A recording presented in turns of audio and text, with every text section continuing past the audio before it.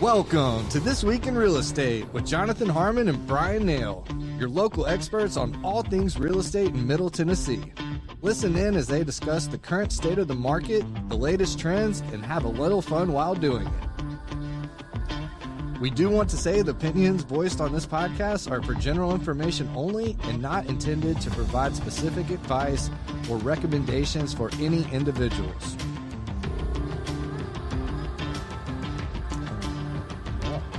Welcome back to This Week in Real Estate with Jonathan Harmon and Bryan Nale, where the numbers meet the nonsense, the trends meet the truth, and we always finish with a laugh. That was inspiring. Can you say that again? I like that. Go run through that brick wall behind you guys. Yeah. Where the man. Say it again. So for those that were just kind of expecting something different. Where the numbers meet the nonsense, the trends meet the truth, and we always finish with a laugh. Let's go. Let's go. Excellent, Trent. Way to go, buddy. It's kind of like, it sounds like something Cam Ward would say at a press conference. I mean, he's being bucked. That's it. And Cammie's here for it. We need to move that mic down so she can talk. She's chilling. So, hey, man. Happy Thursday. Happy Thursday to you. Real quick, before we forget, we will not be on next week. So take notes today because we're out next week. Yep. Hey, had a little meetup yesterday. Had good enough turnout for that. I plan to do some more of those, and was able to kind of talk through some problems with some folks. No pressure of any type. I did schedule an appointment out of it, so that was cool. So this is a meeting with people who are prospective homeowners. In this case, it was the one that I talked the most with was a seller, a potential seller, and his question was, given where the market is right now, does it make more sense? It's an investment property. Does it make more sense to sell the property or to he just had a long time renter move out. So do I re-rent it, right? And so we talked through the pros and cons of both of those. If you keep it, here's what that's going to look like. If you sell it, here's what that's going to look like. In his particular case, he's got some pretty exciting things that he can spend the capital gain, that money on. Yep. But along with that, there's a tax liability with that. There's lots of different things to unpack. So many things to consider. Yep. It's just the list goes on, and that's why it's important not just to talk to a real estate agent, but talk to an accountant, talk to an attorney, talk to all. Now you should have if you're in real estate investment, then you should have like a treasure trove of people that you can talk to, and you got to fire them quick sometimes. And that's a good point. And don't just talk to one and then take what that one said and go try to balance it with someone else. Have your own independent questions for each person. Yep. Come to your own decision. And that's exactly... At the end of the day, everybody should just be a guide and offering advice, but ultimately it's your decision. And that's exactly where we left it. And I think one of the things, I'm going to toot my own horn for a second. One of the things that I'm almost to my own detriment good at is saying, okay, look, your best bet does not include me. Yeah, right. I do that all the time. And so as we started to unpack this, I think his best bet probably is to sell it. But I left him with enough information and enough kind of like realistic preview of what should happen, right? That he can then go back to his wife in this case, and they can make an educated, confident decision. Yeah. And so, if I get the business, great. If I don't, and the best thing for them to do is to hold it, great. My goal is, how does it help my business, right? My goal is just to educate people and to tell them, if I was in your shoes and I wanted to accomplish this, here's what I would do, okay? But if accomplishing this is more important than this, or they're equal, then I would pick this one, and guess what? That doesn't involve me. Yeah. And that's okay. Yeah. That's okay. That's okay. We got some market movers and headlines to talk about, I believe. Let's do it, man.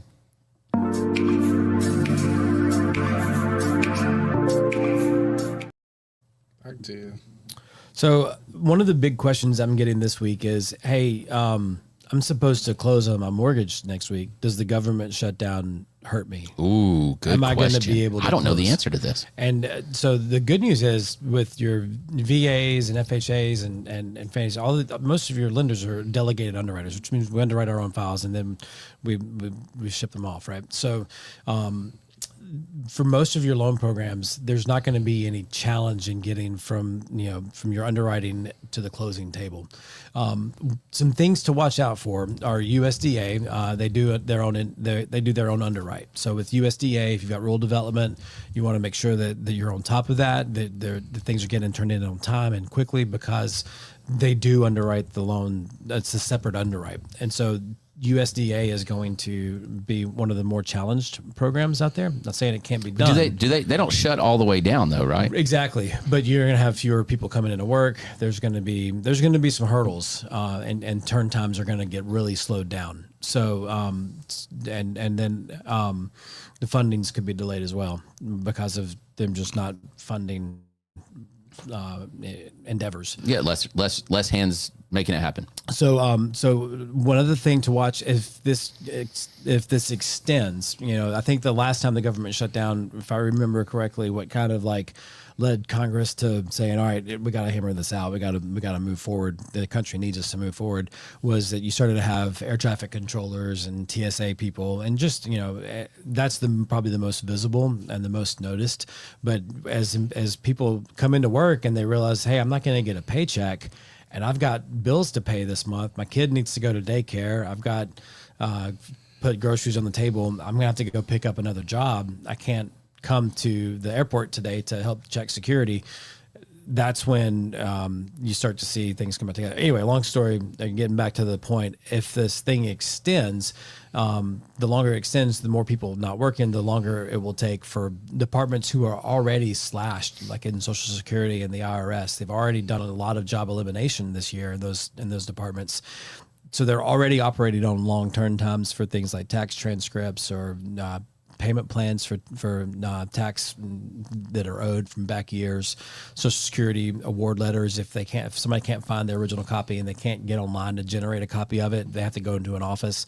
That's going to be harder to do. So some of your processing might take longer. So if you could normally turn out a loan and get something from contract to conditional approval or possibly even a clear to close in a couple weeks, you might want a longer period on your contract. So if you're in real estate and you're writing an offer, check in with your lender and say, hey, on this file, is it, what's our income look like? What kind of things are we going to need? Do we need anything from the government that might slow down the processing, and we need a longer escrow period, or can we still hammer this out in the normal 20 days? Yeah. And here's another thing. I'm going to throw it out there. We don't typically get into politics, and I'm not going to dive into politics, okay? Right. But not too much. But I would ask anybody that's watching this and anybody that has an opportunity to hear this, remember, on a government shutdown, it is not the person at the counter at the Social Security office. It's not their fault. It's not your mail carrier's fault. It's not the park ranger. And in fact, those people are there working without the knowledge that paycheck is going to come the next day. So if USDA is slow, calling and screaming at the person on the other end of the phone, it is not their fault, and it is not them that has done this. And I'll just say it like I mean it. It's the clowns that can't get their what together and make decisions and move us forward. Yeah. And look, this is not a partisan thing. I don't give a crap if there's a D or an R or an I next to your name. It makes no difference to me. This is optics. This is what's the word I'm looking for? Grandstanding. It's grandstanding. Posturing. It's theater. This is theater, and it's people. Anyway, all of that kind of stuff. So if you want to be mad at somebody, you need to start writing letters to the people that are making this happen. And vote. And you can't vote yet, but you can certainly start writing letters, because it's all of them. And anyway, but please do not take it out on the people that are actually your neighbors that are trying to, like you said, work without a paycheck. It's not them. And I know it's frustrating. It's super frustrating to me as well, especially as we start to see it impact our daily lives. Yeah. So Anyway, that's my soapbox for today. Cool. I've got I guess we call it a headline. I'm not sure. Maybe it's a market mover. I pulled some numbers on Monday for one of my listings, and it was fascinating what I saw. And so I have a townhouse listed in Smyrna, and we're just not getting traction on it. I mean, we're just not. And so as I started to think, okay, what can we do to get this thing moving? I dove into the numbers on this thing. And so 37167 is Smyrna's zip code. All right. Within 37167, townhouses with a garage, because mine has a garage, and those are kind of different from each other, right? Yeah. Townhouses with a garage. There were in the last 3 months, or currently rather, there's 74 active listings. Okay. In the last 3 months, there were 44 closings of those types of properties. And right now, there are 34 of them under contract. You ready for this? This blew my mind, Brian. Of the 34 townhouses with garages in 37167 that are under contract right now, 33 of them are new construction. Only one resale that's under contract. Wow. And there's 74 listings active right now. Of the 74 listings, do you know how many are new construction? About 30. Wow. So the existing ones based on that snapshot, the existing ones aren't moving. And so because they're competing with those new construction that are offering cut rate on the interest rates. That's it. So it was a scary moment for me to flash back to 2009. And I'm going to lay it out there. In 2009, when the market crashed, or 8 to 9, okay, the margin on a new construction townhouse is enormous, right? Because within this smaller piece of land, we can cram, 3 times, 4 times as many units as we can single family, right? Okay, the density is there, right? Yeah. And so what this means is this almost the same effort that it takes a builder to build 4 units that are in one building is what it takes to build one house. Right. Does that make sense? Totally does. Now, obviously you got more fixtures and, all of that. I get all of that, but the effort involved is about the same. Okay.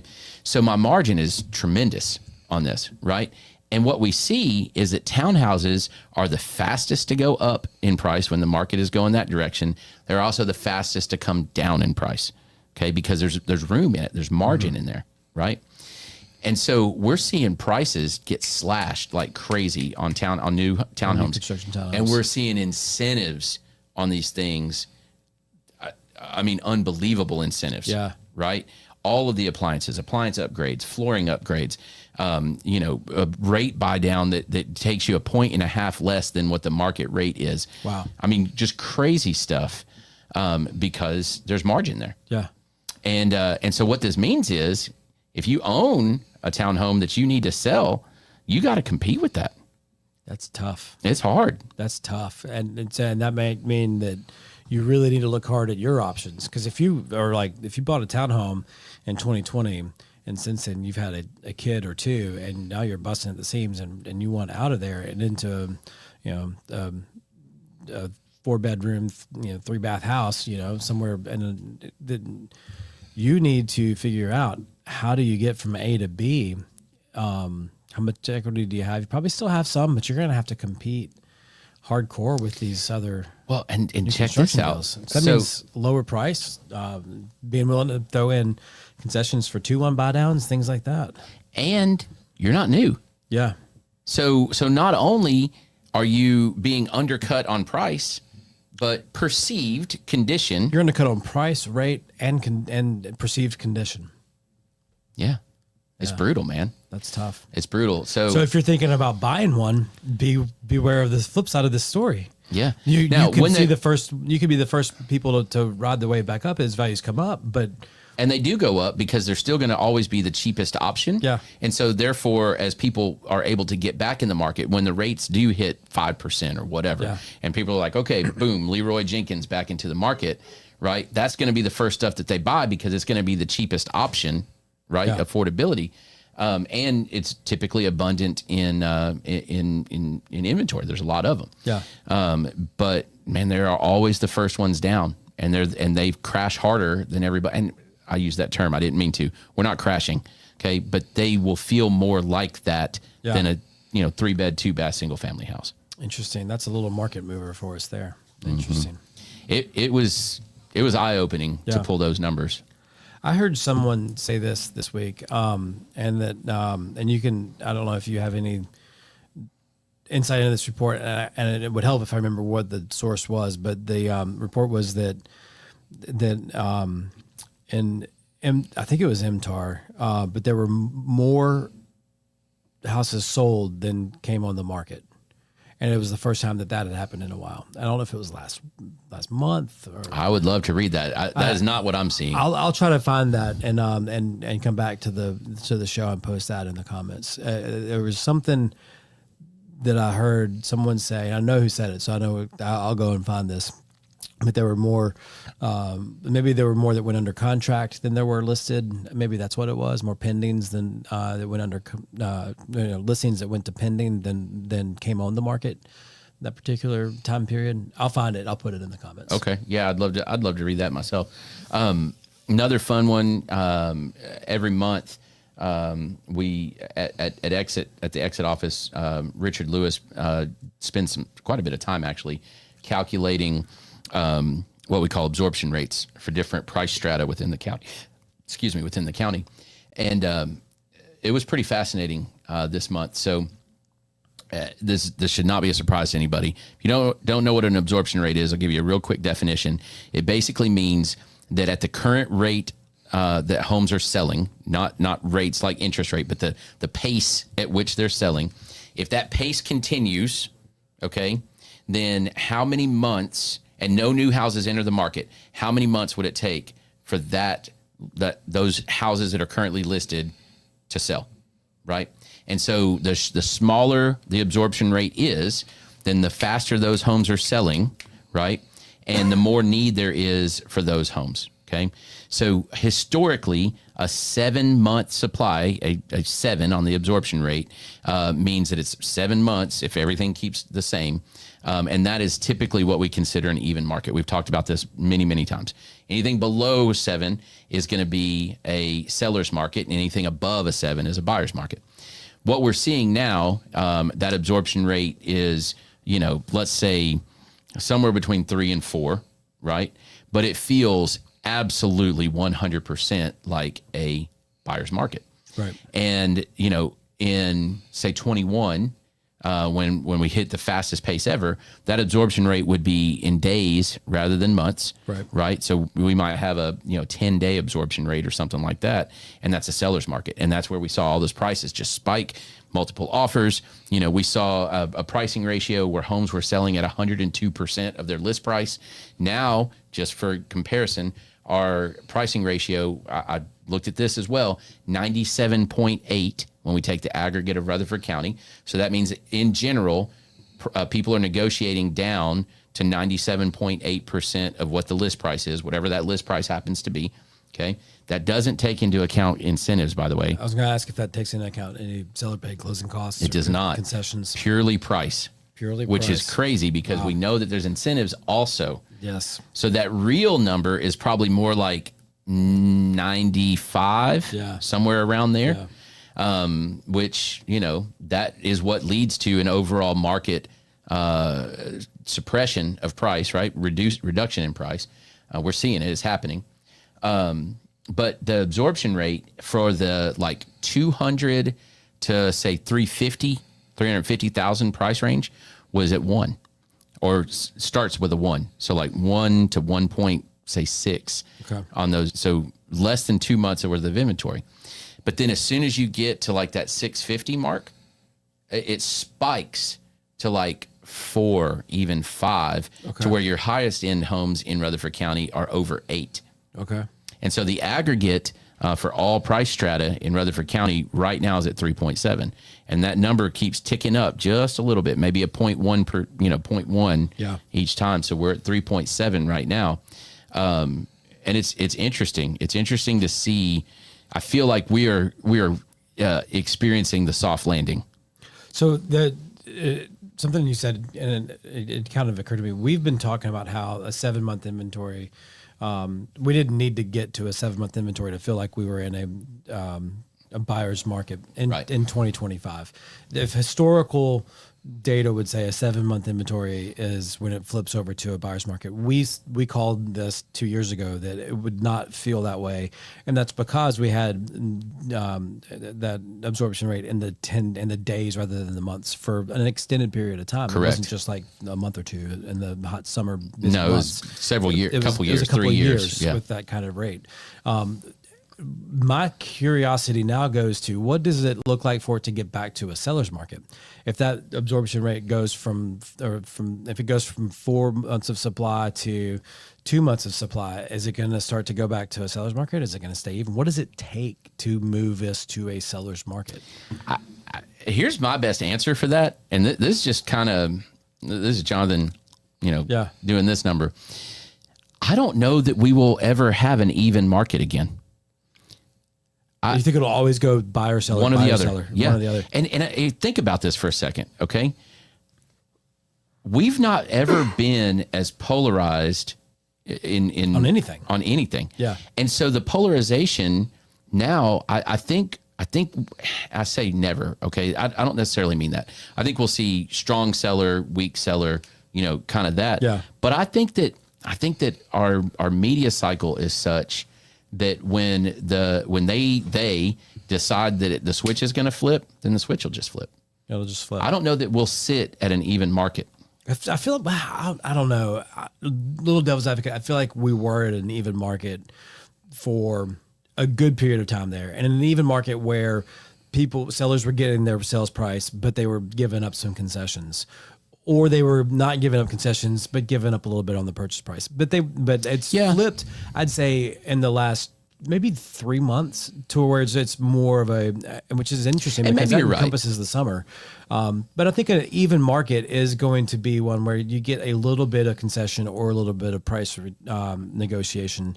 But when you're getting price negotiation and seller concessions at this point now, I think you're truly in a buyer's market. And we've sensed that. We've felt that. Yeah, and I think maybe you're right. I think maybe in this cycle also, because of how rapidly rates went up, right? I think that dictated more of the switch flip than anything else. Yeah. And so very, very quickly. Well, and it created the lock-in effect. Yes. It created that lock-in effect, which constricted supply and kept the ball fairly even. And it also very rapidly just took a ton of buyers out of the market. Yeah. Right. And whether they got back in it or not, they've crept back into it. They have not flocked back into it. And a lot of that is because they couldn't. Right.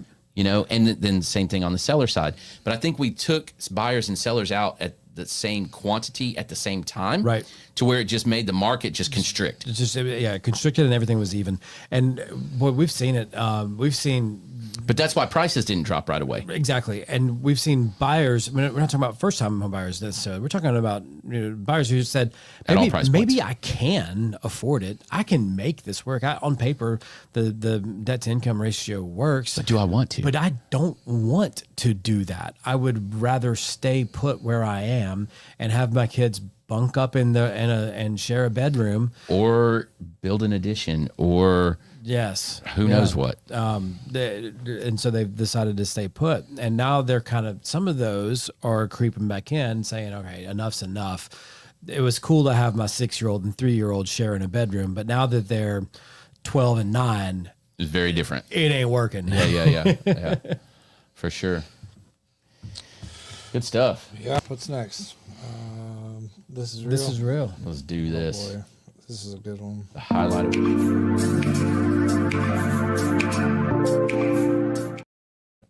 I hope this one's better. Oh, well, you're in luck.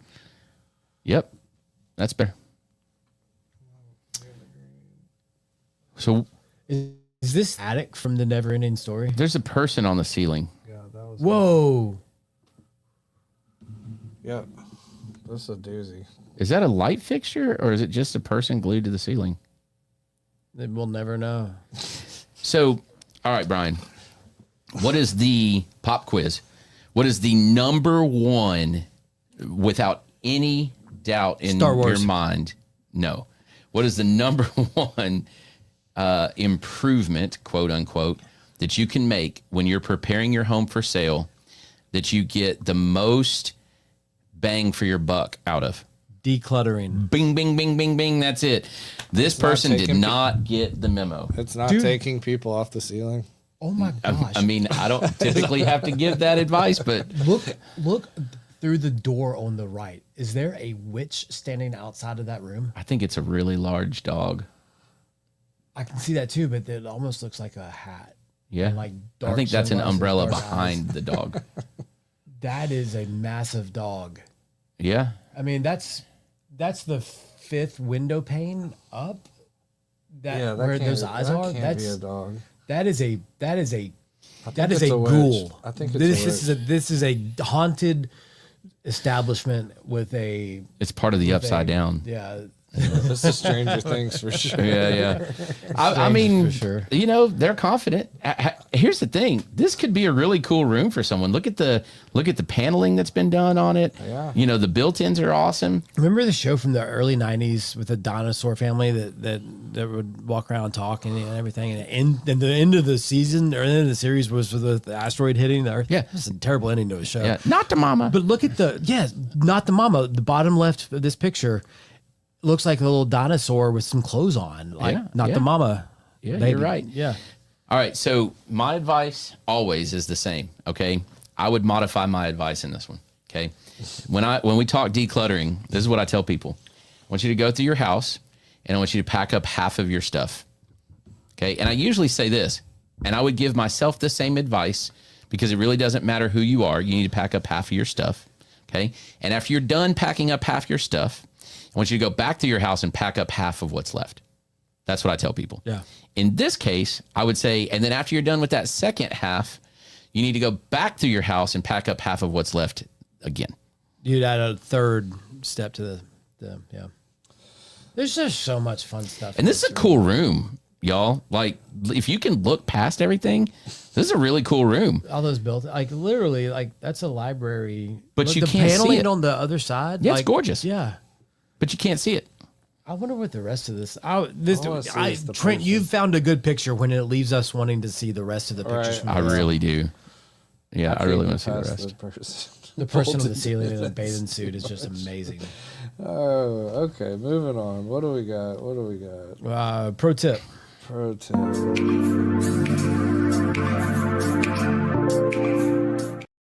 All right, pro tip. Who's got it? You got one? Man, let's think. All right, so I don't want to give the cliched talk to advisor, talk to think about what's in it for you. Here's my pro tip. You got one? Don't be scared. Don't be scared. Don't be scared. That's a great one. There's a lot of fear out there right now. And you have a government shutdown, there's chaos, there's Price uncertainty. well, and I mean there's soldiers in US cities. Like there's crazy stuff going on right now. Yeah. Crazy stuff. Don't be scared. Okay? Time marches on. Remember the song, right? We get through everything. We're going to get through it. Okay? Just don't be scared.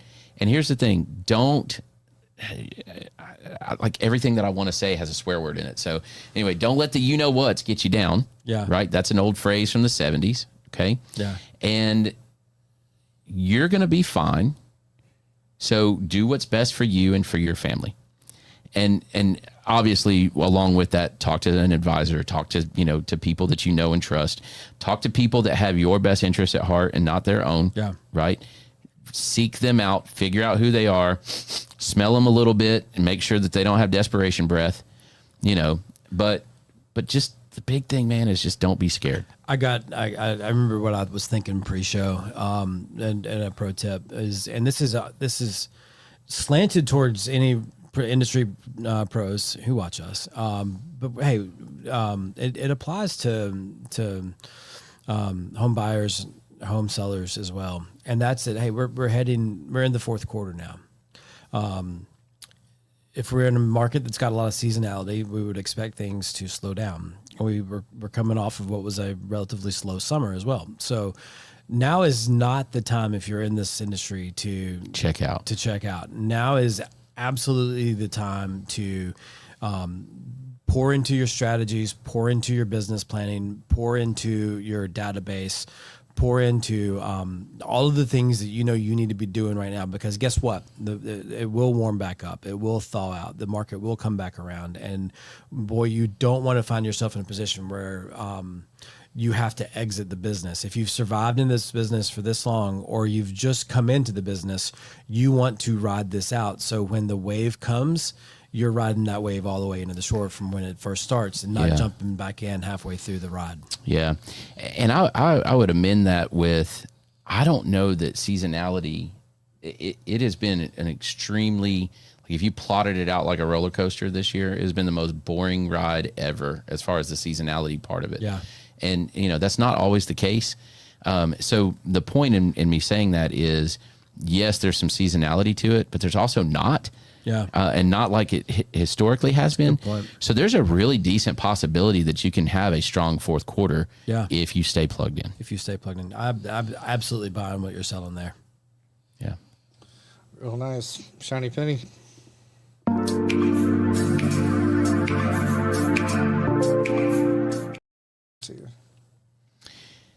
I'll throw out the shiny penny that one of the things that has defined this market for a while now, and we've talked about this, is a just an extreme amount of uncertainty. Okay. And I feel like we still have a pretty sizable helping of uncertainty, but I feel like we're starting to crystallize a little bit. I think that the Federal Reserve and their movements are starting to kind of, gel and go one direction. You mentioned earlier you think we're feeling the soft landing. I do. I really feel like we're there. And you know me, man, I've been not thinking it was going to happen. I thought it's the stupidest thing I've ever heard in my life. Yeah. Okay. I just still do, by the way. We should have just crashed and moved on. But anyway, I digress. But I feel like we're getting some direction. And I feel like there's a general sense of that amongst the populace as well, right? There's a lot of folks that are expecting rate drops. They're expecting that the Federal Reserve is going to do what they said, even if it was tempered with some, the way that... A little bit of doubt. Yeah, exactly. A little bit of uncertainty. But that there's a direction. And that to me is a shiny penny, because, if we can take away a little bit of uncertainty, take away a little bit of volatility, then we can just move forward, whatever that looks like. Yeah. And maybe that means that we have prices fall off, and maybe that, I don't know exactly what that means. But if we all feel like we're going the same direction, that's a big start. Yeah. Cool. Events, announcements. Yeah, man. So we got 2 huge events this weekend at Cedar Glade, and I am super pumped about both of them. So the first one is Saturday night. So from 3 to 8, we've got Heart of Vinyl. Our friend Justin brings in all the dusty old records that he's dusted off. It's always a lot of fun with him around. But then at 8 o'clock, and I'm so excited about this. So we did this a few years ago, and then it just kind of faded. But we've got, it's called Cypher. So it's a hip hop showcase. We got a couple of hip hop artists that are going to be performing, but it's also an open mic. So we've got a DJ that'll drop a beat for someone, and they can get up and freestyle. That's what Cypher is, right? That's what Cypher is. That is it. They freestyle. And it's awesome. Yeah. It's awesome. And so if you're a poet, if you're a street poet, whatever it is that you happen to do, and you want to get up and do that, or if you just enjoy listening to that, which I do, I love it. This is where it's going to be. So 8 o'clock on Saturday, the 4th, and we're going to make this, it's going to be a monthly event. We have to skip November, but December we do it again. It'll be the first Saturday of the month starting in December, but we're doing it now, skipping November, and then we're doing that one. You're going to want to be here. It's going to be a blast. It's going to be a blast. So 8 till 11, it's a long event as well. But the big one, the one that I'm more involved in, because I have zero talent when it comes to that. I just like to consume. But on Sunday, the 5th, from 1 to 4, second annual Cedar Glade Oktoberfest out in the parking lot, we're playing Hammerschlagen. Don't know what Hammerschlagen is? Look it up. It's pretty cool. Takes a hammer, takes a chunk of wood, And a nail. And a little bit of forearm strength. You know, it's going to be great. So we're doing that. We're doing Stein Holding. We're a state qualifying location for that, for the state championship. And then the infamous Tricycle Grand Prix, which is always an entertaining thing to watch. We got a band, BB Creations. Our friend Bob Burford is using some of our beer. He's going to braise some brats in some of it and do some other great German food as well. And then we've got, like I said, a band. Ryan Hungerpiller is doing a polka / oompa band. It's going to be awesome, man. That's so fun. It's going to be awesome. So fun. Awesome. I think we did it. Good show, everybody. Yeah. Yeah. We'll see you all not next week, but the next one. That's right. Hey, and we've got some things to talk about. We might see if we can coerce Missy into being on the next show. Okay. Yeah. Because she's got a really cool event coming up towards the end of this month as well. And definitely want her to talk about that. And there's some other really cool stuff coming that happens this last part of the year here in Rutherford County. Awesome. We'll see y'all on the next one. Bye.